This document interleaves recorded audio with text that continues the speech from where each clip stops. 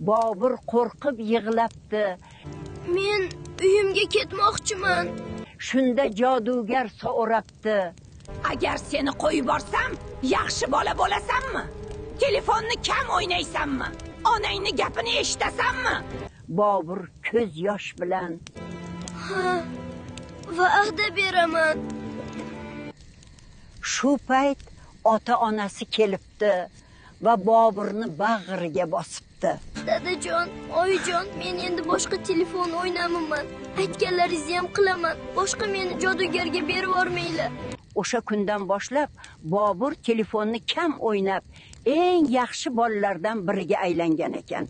Bolajonlar, agar siz ham telefonni juda ko'p o'ynasangiz, ehtiyot bo'ling, jodugarlar kuzatib yurishi mumkin. Video foydali bo'lsa, obuna bo'lib qo'ying, chunki qiziqarli hikoyalar, ertaklar hali oldinda.